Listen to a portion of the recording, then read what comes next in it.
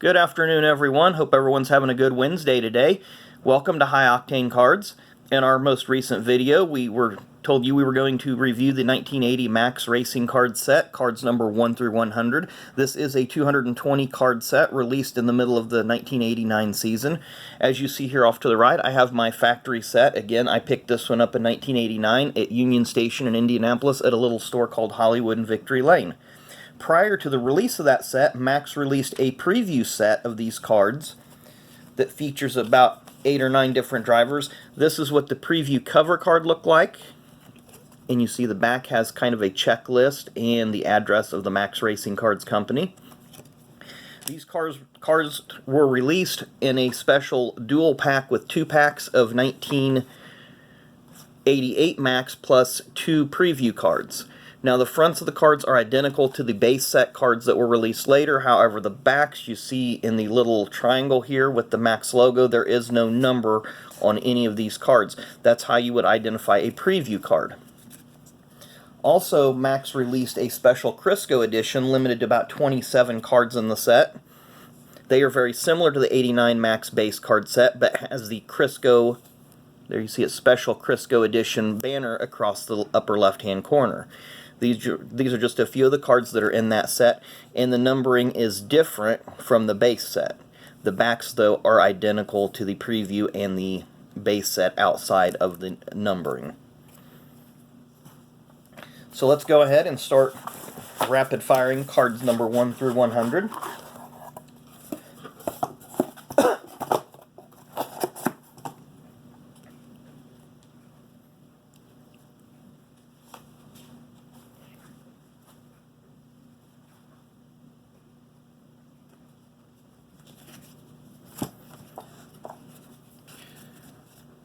So card number 1 starts off with the 1988 Rookie of the Year, Ken Bouchard.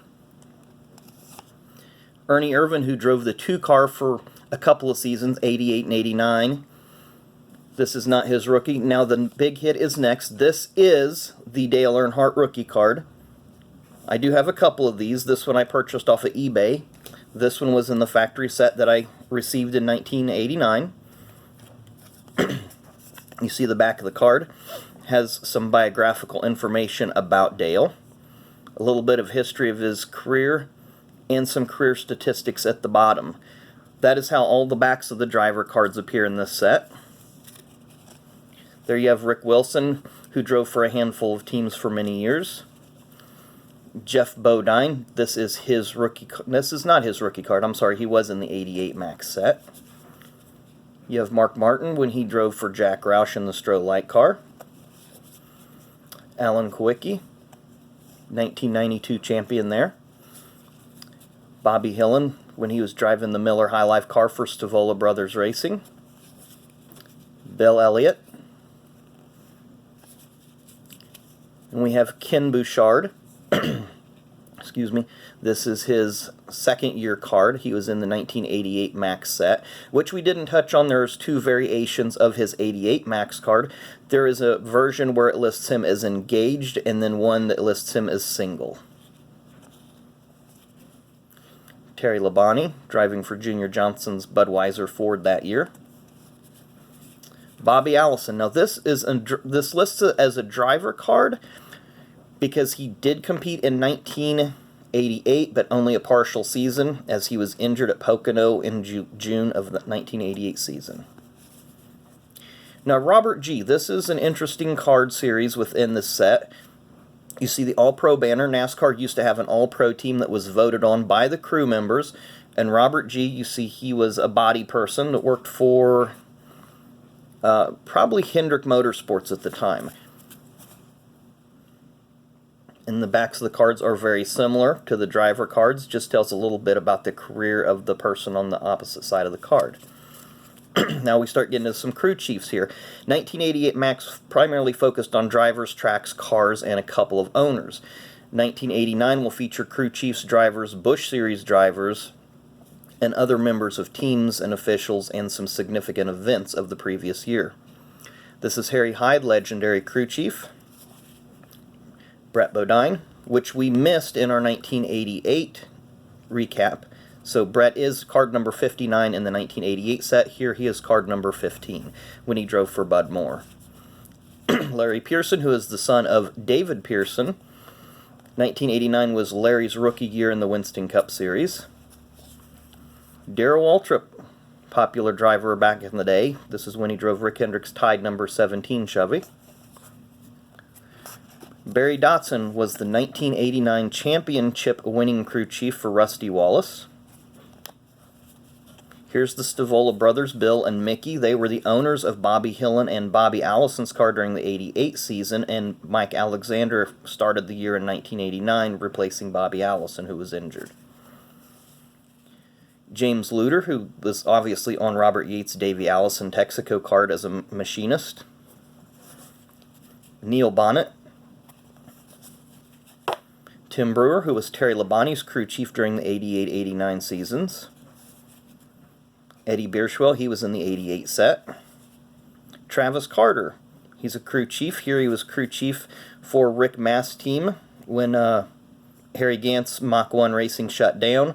They reopened under a different name in 1989, and Travis Carter was the crew chief. You have Ken Schrader. Ricky Rudd, this is his rookie card. He is not in the 88 set.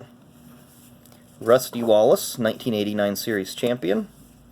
Davey Allison, a really nice card of Davey there in his black and white Texaco Haviland uniform. Dale Jarrett, back in his Hardee's days when he drove for Cale Yarborough Motorsports. Michael Waltrip during his Country Time days.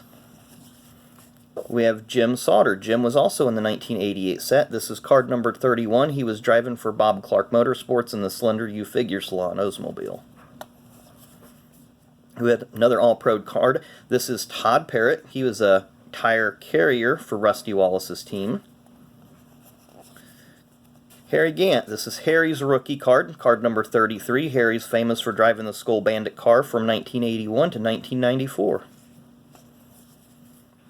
Rodney Combs. Rodney drove for many different teams over the years. Here he is pictured in the Mueller Brothers number 89 Evinrude Outboard Motors Pontiac uniform. Rodney drove for a handful of teams from the early 80s to the mid-90s. Tony Glover, famous crew chief for the Kodak film car, driven by Rick Wilson, Ernie Irvin, Sterling Marlin, and others. Tony also went to the Chip Ganassi team later on to crew chief for Sterling Marlin during his near championship run of 2002. Will Lind, who is a tire specialist for Richard Childress' team that Dale Earnhardt drove for. Cale Yarborough, famed owner of the number 29 car, back in the day, the Hardee's car. Kirk Shelmerdine, who was a crew chief turned driver later on. He would retire following the 1992 season and go to the Busch Series to race for a couple part-time seasons. And then later on went to the ARCA Series where he won a few races. Here we have Ted Conder and Felix Sabates, who are co-owners of the team that Chip Ganassi now owns. Raymond Beadle, who was the car owner for Rusty Wallace when Rusty won the 1989 championship. Raymond was also a professional drag racer, racing many years in NHRA Funny Car Division. Jim Bound. Jim is a younger brother of Chuck Bound, who was the 1990 Busch Series champion, both from Portland, Oregon. Jim ran several seasons in the Cup Series, but only a handful of races during the years that he did run. Here's Kyle Petty. This is Kyle's rookie. He was not in the 1988 set. Kyle's first year was with this team, the Peak team that Felix Sabates and Ted Conder own. They only ran a partial schedule so that they could get to learn the tracks and the cars, as it was a new team and they didn't want to run out of resources or just be basically uncompetitive. In 1990, they came out and had a really good year in 1990. Richard Petty, this is his second year, obviously his rookie card 1988, like a lot of others. Jeff Hammond, crew chief for Darrell Waltrip here. Jeff was a longtime crew chief for many years, now works for Performance Racing Network. Harry Melling. Harry was the car owner for Bill Elliott during the early 80s to early 90s. Harry won the 1990 Owners Championship. The 1988 Owners Championship with Bill Elliott driving. This is Butch Mock and Bob Rahilly. They are the owners of the 75 Valvoline car back in this era. Morgan Shepherd drove the car in 1989. They later split, and the team became Butch Mock Motorsports and went out of business around 1999 or 2000. Doug Williams, who is a mechanic here for Bud Moore's team. You see the Motorcraft hat on him. Mickey Gibbs, again, his rookie card was in the 88 set. Mickey drove sporadically from the late 80s to the early 90s. Darrell Bryant, crew chief for Lake Speed at the time. Darrell's son, Kirk, ran a few cup races in the mid-80s, but his career really didn't pan out. Darrell's a longtime crew chief in the NASCAR era at this time. Here is a card about the 1988 Winston Cup champion. There you see Bill Elliott with his trophy from the previous year. And the back of the card has all of Bill's results from 1988. So we're halfway through this run, as that was card number 50. Here we have some more owners. Here's Bud Moore, who owned the legendary number 15 card at the time Brett Bodine was driving. Jimmy Means with his famous Alka-Seltzer colors. Everybody loves it when Darlington weekend comes around and they do the throwbacks, and somebody does an Alka-Seltzer throwback, usually really popular amongst the fans. Billy Woodruff, who was crew chief for Bobby Hillin. Here we have Rusty Wallace's All-Pro card. Again, all the drivers and crews and teams vote for who they want to be on the All-Pro team. Much at the time, this was like the All-Star or the All-Pro namings that other professional sports would have. Phil Parsons, who drove the 55 Crown Skull Oldsmobile this year, 1989. Leonard Wood, one of the famous Wood brothers. Leonard still today makes it to every race that he can. Hut Strickland during his Heinz 57 days. This team was owned by Rod Osterland, who was also the owner for Dale Earnhardt's championship run in 1980. Ken Thompson, fabricator. Gary Nelson, who was a crew chief turned NASCAR official.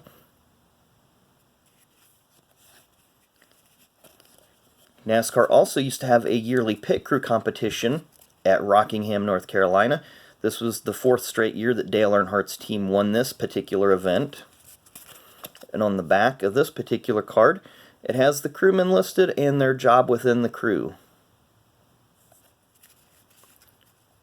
We have Rick Hendrick, owner card.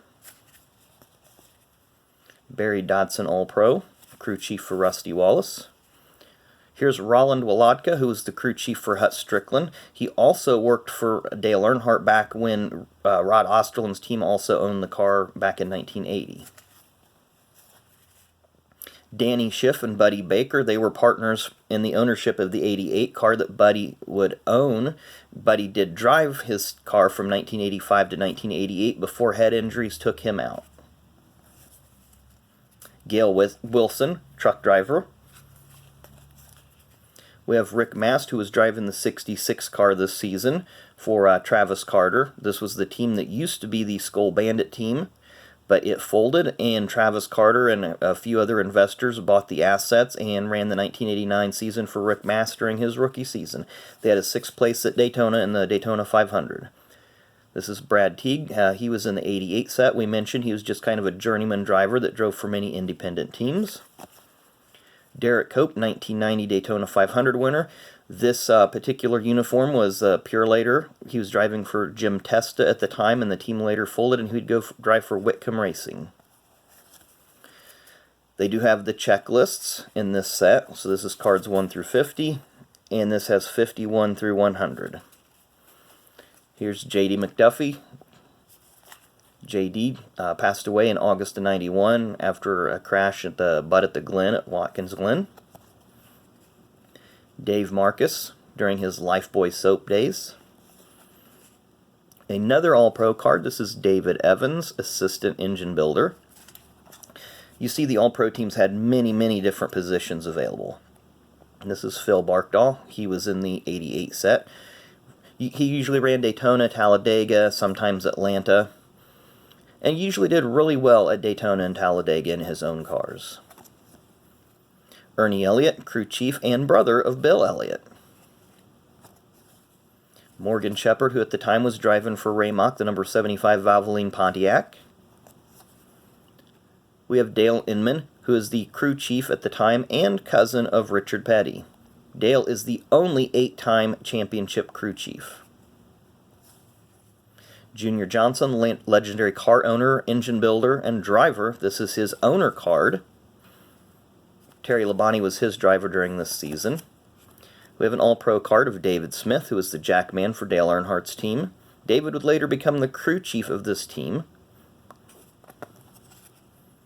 Jimmy Finnig, longtime crew chief in the Cup Series. Many different drivers, Bobby Allison, Mark Martin, Kurt Busch, all fell under Jimmy's advice, and all of them were very good and won several races. Jimmy Horton, we mentioned him in the 88 set.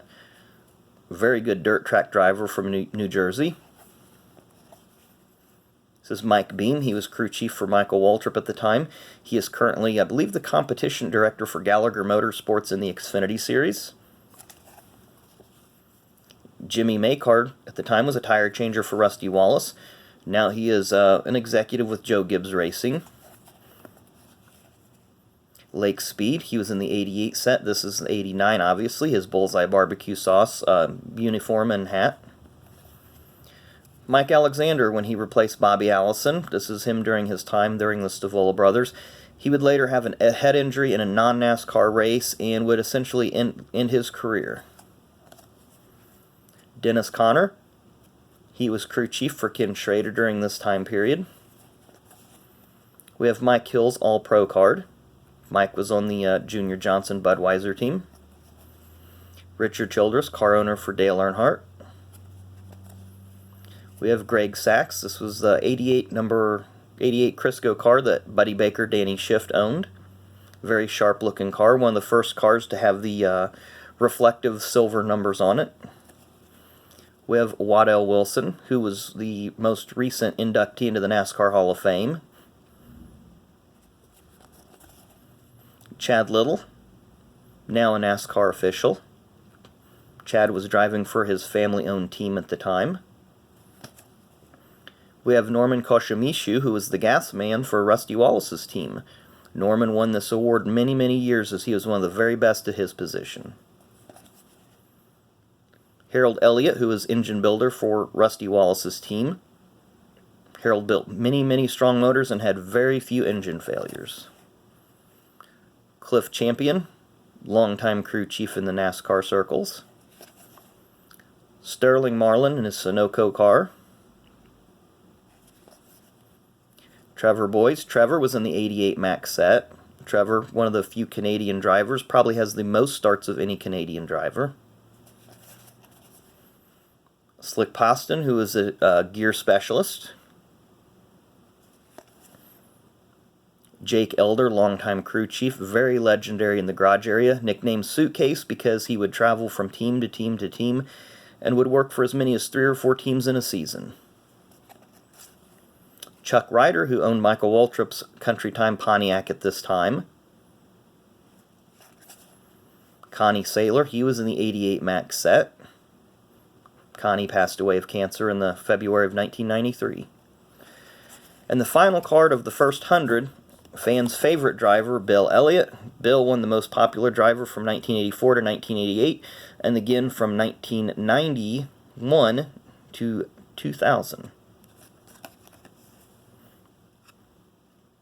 And there you see we've reached card number 100. On the next video, we'll chronicle cards 101 through 220, kind of rapid fire like we did today. Again, once we reach 100 subscribers, somebody will receive this 1998 VIP Tony Stewart rookie card. Very nice card. Enjoy this one a lot. So please subscribe, hit that like button, follow me on Twitter there. You see my Twitter handle, @HallieEmery. Next video will be coming up soon. Thank you, everybody. Have a good day.